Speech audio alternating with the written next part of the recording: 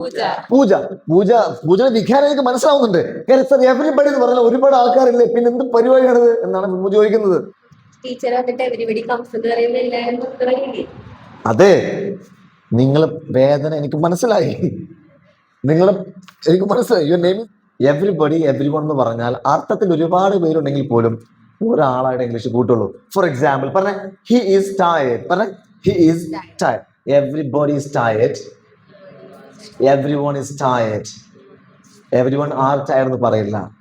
കൂടുതൽ ദേ ഒരുപാടുണ്ട്, അവർ ഒരുപാടുണ്ട്. എവരിബഡി എന്നുള്ള വേർഡ് ആയതുകൊണ്ടാണ് പറയുന്നത്. ഈ നോക്കൂ, വലത്തെ കൈ പിടിക്കൂ, വലത്തെ കൈ പിടിച്ചില്ല. അപ്പൊ ഇടത്തെ നിങ്ങൾ യു എന്ന് പറഞ്ഞ ഒരാളുള്ളൂ, പക്ഷെ എന്തുകൊണ്ട് ഒരുപാടായി കൂട്ടുന്നു യു? ഇംഗ്ലീഷ് അങ്ങനെയാണത്. അപ്പൊ യു ദേ എന്ന് പറയുന്നത് ദേ അല്ല ദേ എന്ന് പറയുന്നത്. ക്ലിയർ? അപ്പൊ ഇതൊക്കെ ഒന്നിൽ കൂടുതൽ ആളുകളാണ്. അപ്പൊ പറയാം ഐ കം, ഹി കംസ്. മനസ്സിലായോ?